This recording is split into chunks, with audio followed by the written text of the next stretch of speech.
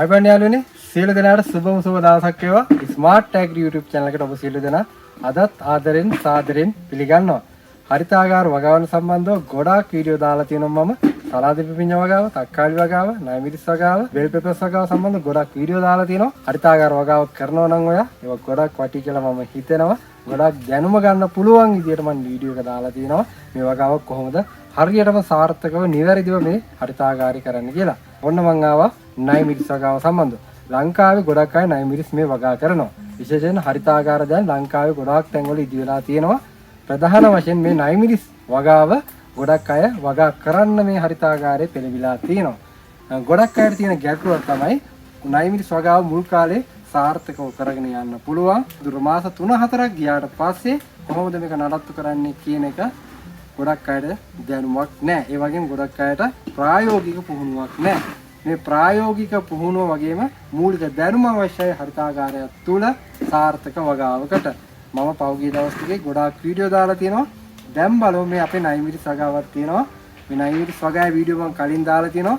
දැන් මේ වගාවට මාස 7 පැනලා තියෙන්නේ. දැන් අඩි 8කට වැඩි වෙන්න මේ ශාකයේ වර්ධනය වෙලා තියෙනවා. ගොඩක් අයට මෙච්චර උසට මේ ශාකය හරියට ගෙනියන්න බෑ, වර්ධනය කරන්න බෑ. කුමි හානිය එක්ක වෙනවා, නැත්නම් දිලීර හානිය වෙනවා. නැත්නම් මේ මූල මණ්ඩලයට හානි වෙලා මේ ශාකය විනාශ වෙනවා. නැත්නම් හිටු මැරීමටත් ලක් වෙන්න පුළුවන්.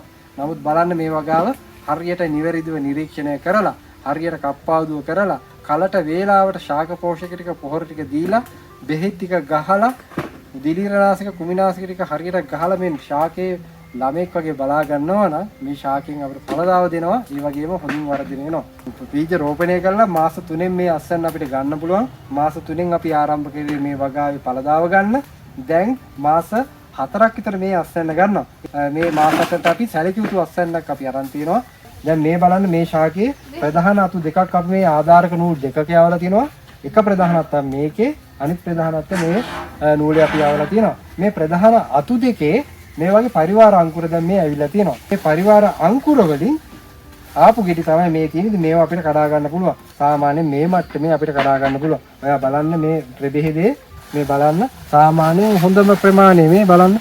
මේ කරල් පහක් මෙතන ගෑම් 100ක කිට් වෙන්න තියෙනවා. හොඳට මස තියෙනවා. හොඳට මහ වෙලා තියෙන මේ ගෙඩි ටික. සාමාන්‍යයෙන් හොඳට නිවැරදිව ශාක පෝෂක ටික දීලා හරියට මේ ගහ බලා ගන්නවා නම් මේ වගේ පළදාව අපිට ගන්න පුළුවන්. මේ වගාවේ මේ ශාකයේ තියෙන ගෙඩි ඔක්කොම අපි පළවෙනි පාර කඩන්නේ. මේ කඩන්න පුළුවන් ප්‍රමාණයව තියෙනවා. ඒක තමයි අපි මේකේ කඩන්නේ. සාමාන්‍යයෙන් මේ ශාකයෙන් අපිට එක වරකදී එක මුරේකදී සාමාන්‍යයෙන් ග්‍රෑම් 300ක් විතර වගේ අපිට මේ එක ගහකින් කඩා ගන්න පුළුවන්. මෙතන වර්ගඩි 10ක හරිතාගාරයක් මුල් කාලේ අපි මේකේ පැල 200ක් විතර තිබ්බා. 4 ගමනක් 5 ගමනක් විතර අස්සන්න අරන් අපි වැඩි පැල ටික එළියෙන් තියලා දැන් මෙතන පැල 130ක් වගේ ප්‍රමාණයක් තමයි මේ හරිතාගාරයේ තියෙන්නේ. සාමාන්‍ය මුල් කාලේ අපි 200ක් 220ක් වගේ මේ හරිතාගාරයේ තියලා පස්සේ මේ පැල 100ක් විතර අයින් කරලා තියෙනවා. ඒවා ආරක්ෂිතව වෙන හරිතාගාරයක තියෙනවා. මෙතන අඩි 3ක් විතර මේ පාරට අරන් තියෙනවා. ඒ වගේම මේ පැකට් දෙක අතර මේ පේලි අතර සාමාන්‍යයෙන් අඩි 2කමාරක් විතර අරන් තමයි මේ වගාව අපි නඩත්තු කරගෙන යන්නේ. මේ වගාවේ තනි පේලියක් විදියට තමයි මේ වගාව නඩත්තු කරන්නේ. මේ හැම පේලියක් ගානේ අපිට මේ පාරේ අඩි 3 ගානේ තියලා තියෙනවා. අපිට ඕන විදියට මේ හරිතාගාරය අපිට ඇවිදින්න පුළුවන්, නඩත්තු කරන්න පුළුවන්, ශාක පෝෂක ටික දෙන්න පුළුවන්, හොඳින් නිරීක්ෂණය කරන්න පුළුවන්.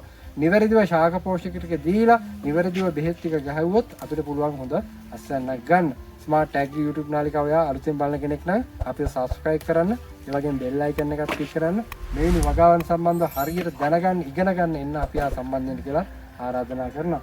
බලමු මේ වගාවේ දැන් කොහොමද තත්ත්වය, ශාක පෝෂක මොනවද දෙන්නේ, කොච්චර ග්‍රෑම් ප්‍රමාණයක් මේ වගාවේදී දෙනවද දවසකට කියලා අපි කතා කරමු. දිගටම අපිත් එක්ක රැඳී ඉන්න කියලා ආරාධනා කරනවා.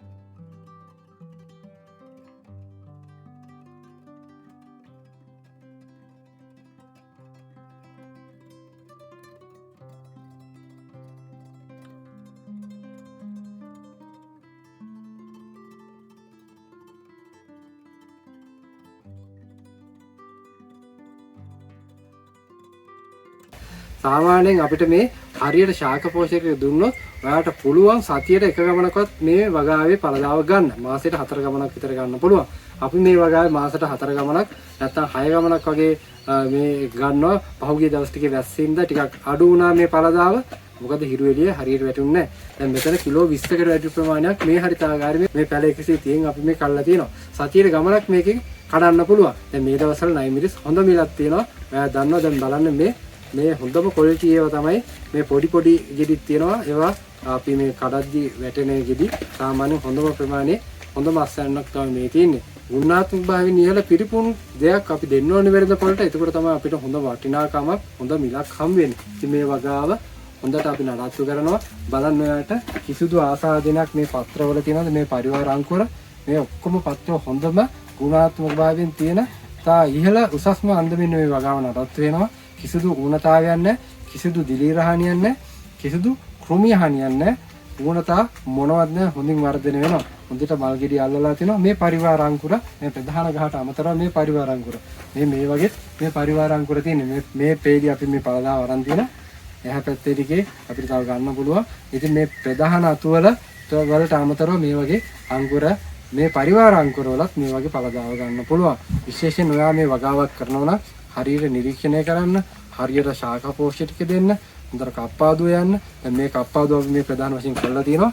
නමුත් මේ මුලින් ආය ටිකිලි ඇවිල්ලා තියෙනවා. ඉතින් ඒවත් අපි නඩත්තු කරන්නේ ඉදිරියේදී අපි මේ ආධාරක කම්බිය ගාවට මේක වර්ධනය වුණාට පස්සේ නඩත්තු කරන්න අපහසුයි නම් මේ එන පරිවාර අංකුරයක් අපිට නඩත්තු කරන්න පුළුවන්. මෙතනින් මේ ගහ කපලා දාලා මේ පරිවාර අංකුරයක් අපිට නඩත්තු කරන්න පුළුවන්. විශේෂයෙන් හරිතාගාරයේ තුල මේ වෙන වගාවක් කරලා අපිට ඒ කන්නේකදී නැත්නම් මේ වගා කාලයකදී අපිට ගන්න පුළුවන් කිලෝ ප්‍රමාණය කීයද? ඉන්නේ උපරිම ප්‍රමාණය අරන් අපි මේ වගාව නවත්තනවා.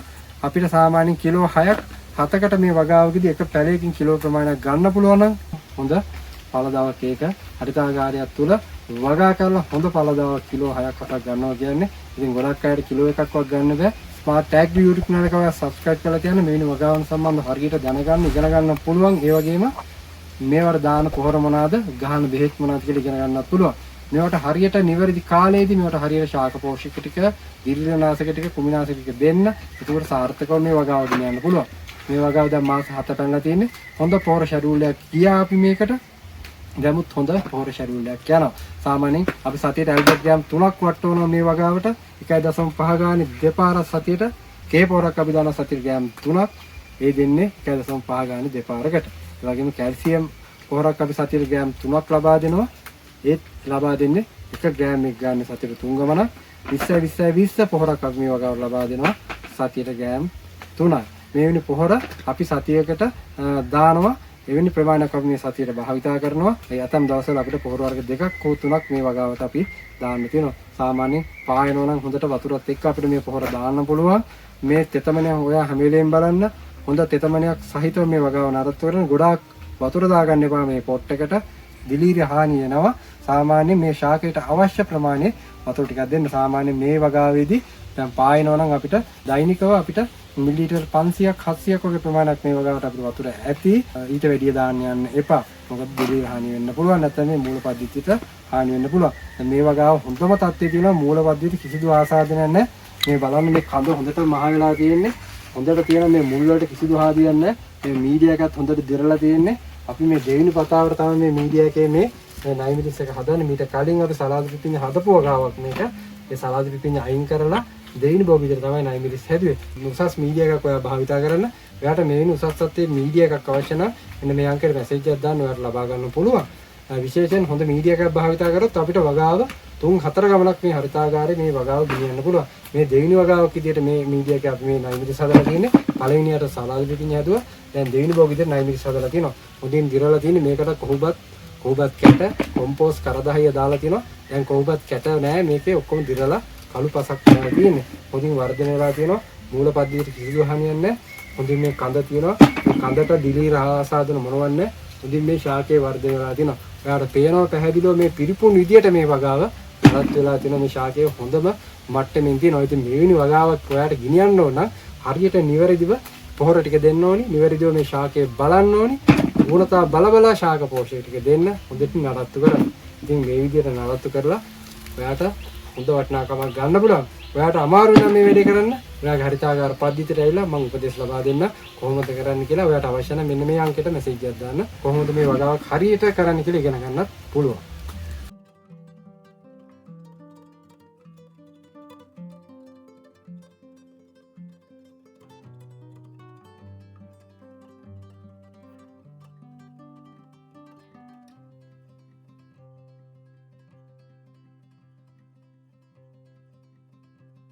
දැන් අපි මේ අස්සන්න නෙලන ගමන් ඉන්නේ. දැන් මේ ප්‍රමාණය ඔයාලට පේනවා. දැන් මේ ප්‍රමාණයෙන් අපිට තව දින 7-8කින් විතර ආයෙ මේකේ පළදාව ගන්න පුළුවන්. සාමාන්‍යයෙන් හොඳින් පොහොර ටික දුන්නම, හොඳින් දිලීරනාශක ටික, විටමින් ටික හරියට දුන්නම ඔයාලට පුළුවන් හොඳ පළදාවක් ගන්න. මේ වගාවට අපි හොඳ ශාක පෝෂක ප්‍රමාණයක් දෙනවා. ඒ වගේම තමයි සතියට වරක් දිලීරනාශකයක්, කුමිනාශකයක් වදිනවා. කුමිනාශක ලබා දෙද්දී අපි රසායනික කුමිනාශකයත් එක්ක කොහොම නිස්සාරණ වගේ දෙයක් ඔයා යන්න සතියකට වරක්. ඒ වගේම දිලීරනාශක ගහද්දිත් දිලීරනාශක වර්ග 3-4ක් ඔයා මේ වගාවෙදි භාවිතා කරන්න. එකම ගිනියන්න එපා. ඔයාට තියෙනවා වෙළඳපොලේ ඕන හැටියට දිලීරනාශක. ඔයාට පුළුවන් එකම ප්‍රභේදයක් නැතුව ඔයාට මාරුවට මේ වගාව ගෙනියන්න. මේ වගාවේ දැන් ඊළඟ තව දවස් 7කින් 8කින් විතර ඊළඟ පළදාවට අපිට යන්න පුළුවන්. මේ ශාකේ දැන් හොඳින් වර්ධනය වෙලා තියෙනවා. මල් ගෙඩිය හොඳට අල්ලලා තියෙනවා. ශාක පෝෂක අපි නිවැරදිව ලබා දෙනවා. ඒ නිවැරදිව ලබා දෙන හින්දා තමයි මේ ශාකයේ මෙච්චර හොඳට වර්ධනය වෙලා තියෙන්නේ. සාමාන්‍යයෙන් බලන්න මේ වර්ධනේ හොඳට මේ වර්ධනය වෙලා තියෙනවා. මේ කිසිදු උණතාවයක් නැහැ. ඔයාලා මේ පත්‍ර දැක්කම ඔයාලට පේනවා පැහැදිලිව. ඉතින් මේ වෙනි වගාවක් ඔයාලට මේ හරිතාගාරේ කරන්න නම් ඔයා අනිවාර්යයෙන් මේ වගාව ගැන දැනගෙනම ඉන්න ඕනි. ගොඩක් අය රැල්ලට තරව ගහනවා. හරිතාගාරයෙන් ඔයා තාමත් හරියට ප්‍රයෝජනයක් ගන්න නැතුව ඇති. ඔයාට හරියට ප්‍රයෝජනයක් ගන්න නම් හරියට මේ වගාව ගැන දැනගෙන ඉන්න ඕනි. ස්මාර්ට් ඇග්‍රි YouTube නාලිකාව හැම වෙලේම සූදානම් ඔයාට අලුත් දේවල් දෙන්න. මේ වෙනි වගාවන් ගැන හරියටම දැනගන්න ඉගෙන ගන්න පුළුවන්. ලංකාවේ කොහෙවත් මේ විදිහට කතා කරනවා කියලා මම හිතන්නේ නැහැ. ඉතින් ඔයාත් ස්මාර්ට් ඇග්‍රි YouTube නාලිකාව subscribe කරන්න, bell icon එක click කරන්න. මොන හරි ගැටලුවක් තියෙනවා නම් කමෙන්ට් එකක් දාන්නත් අමතක කරන්න එපා. මේ වෙනි වගාවක් සාර්ථකව ඔයාට කරගන්න අවශ්‍ය නම් වගා උපදෙස් අවශ්‍ය නම් දාන්න මෙන්න මේ අංකෙට ඔයාට අවශ්‍ය උපදෙස් ගන්න පුළුවන්. ඒ වගේම මේ වගේ පැල, මීඩියා එක, මේ හරිතාගාර උපකරණ, හරිතාගාර ඉදිකිරීම ඔයාට අවශ්‍ය නම් මට මැසේජ් එකක් දාන්න. ඔයාට ඒවත් සාමදායි මිලට කරලා දෙන්න පුළුවන්. ඉදිරියේදී ඉතින් මේ හරිතාගාරය නඩත්තු කරන්න ටිකක් අමාරුයි. මොකද හරිතාගාර උපකරණ වෙන්ම සියලු කුෂ උපකරණ පොඩක් මිල වැඩි වුණා. දැන් මේ අවුරුද්දේ හරියට මේ වැඩේ කරන්න නම් හරියට මේ දැනගෙන මේ වැඩේ කරන්න ඕනි.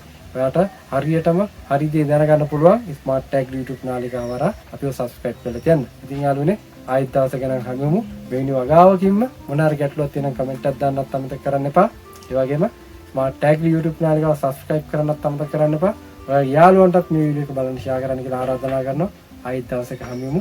සුබ දවසක්. ජය වේවා.